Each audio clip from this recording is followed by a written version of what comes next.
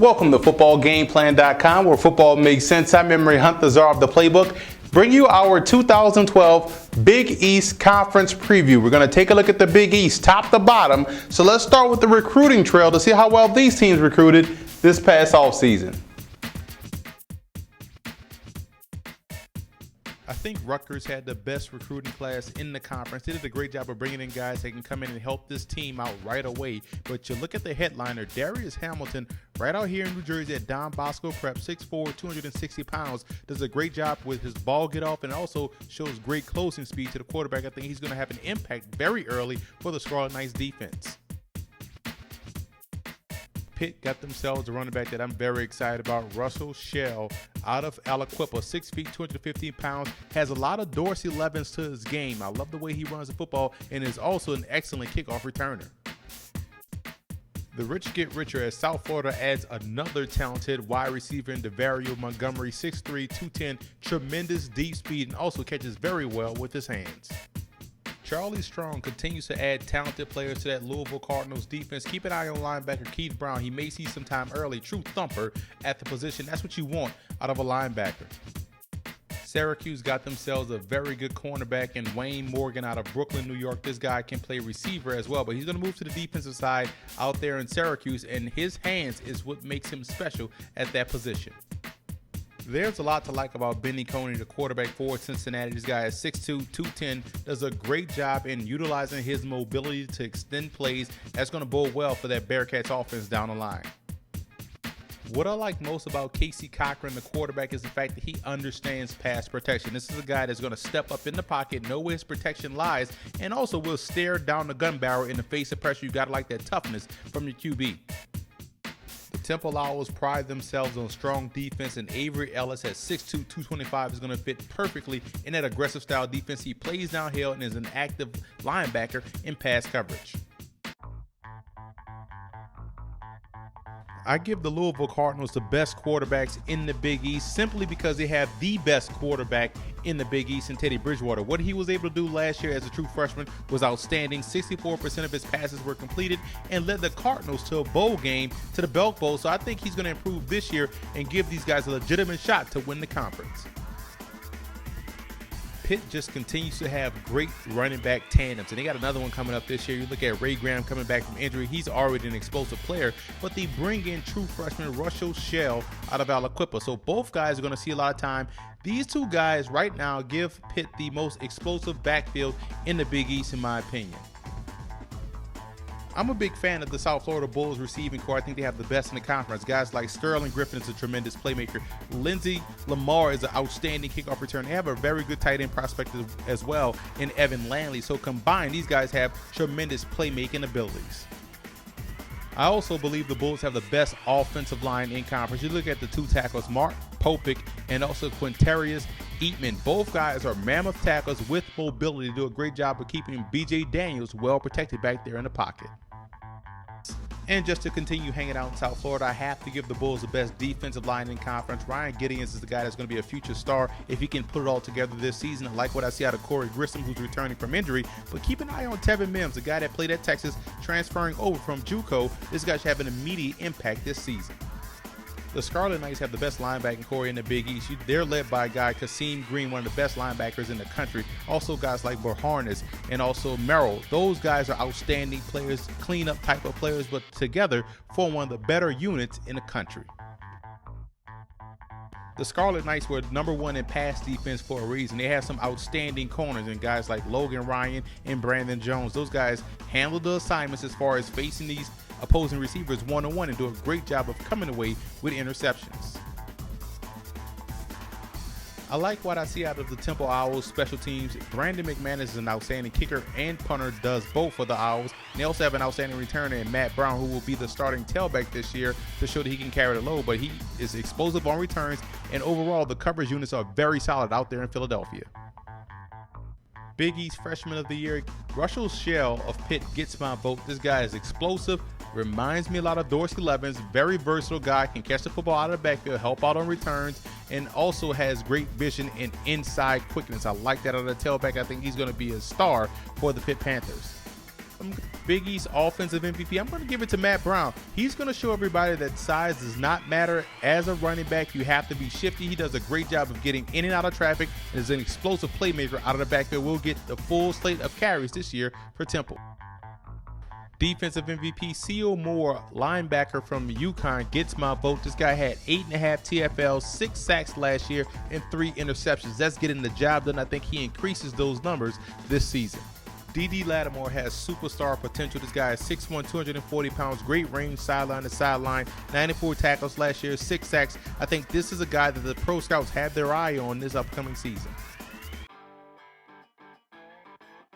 I have the Temple Owls finishing 8th in the Big East this year. They're coming back to the Big East after spending a couple of years in the MAC, but this is a team that has a lot of defensive talent. They're built defensively, but on the offense side of football, you have to like what you saw last year out of Chris Collier, who's going to be the full-time starter at quarterback. If he can come in and play some consistent football, the Owls can have a chance.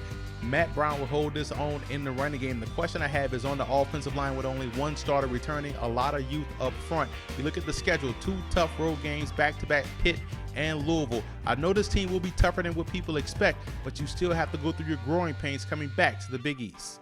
I have UConn finishing 7th in the Big East. Let's start with their offense. I'm a big fan of what they bring to the table offensively. They have a transfer coming over from Clemson, wide receiver Bryce McNeil. He should do fine, but I like the tailback, Lyle McCombs, over 1,100 yards last year.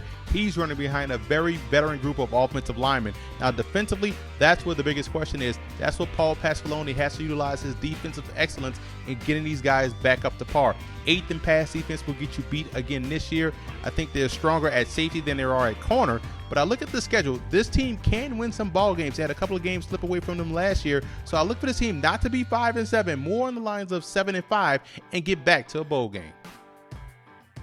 Next up are the Syracuse Orange. In order for Syracuse to make it to a bowl game, a few things has to happen. They have to keep Ryan Nassib, the quarterback, well protected. He's an outstanding player. I'm a big fan of his. And also the ground game has to come to life offensively. Keep an eye on Adonis Amin Moore, the talented tailback that they got a year ago out of Colorado. Defensively, they have to find pass rushers. They lost 3 defensive ends. They're bulked up on the interior. Can they find a way to get to the quarterback? And if they can get to the quarterback, that will help out the secondary. Overall, I think Syracuse is a solid team. And if they can pull an upset or two on the road out of conference, this team can find themselves in a bowl game in their last year in the Big East. Next up are the Cincinnati Bearcats. I'm impressed with the team speed that they have both offensively and defensively, and that will keep you in a lot of ball games. But they have to replace quarterback Zach Caleros and also tailback Isaiah P. Both are huge holes to fill. But keep an eye on Munchie Legault, the quarterback, to improve on his accuracy, and that should help out the passing game. And on the backfield, Jamel Poteet is a guy I think should be the starter, but I know when will start. But Jamel Poteet is a guy that I've liked since he was a high school senior. This guy has a lot of talent. Now, defensively, they lose Derek Wolfe on the interior, but keep an eye on Dan Giordano, the defensive end, that have an outstanding year rushing a passer. When you look at this team, you look at their schedule, easy schedule will help alleviate some of the pressure off these guys as far as making plays is concerned. So I think Cincinnati can get on an early run and find themselves bowling later on this year.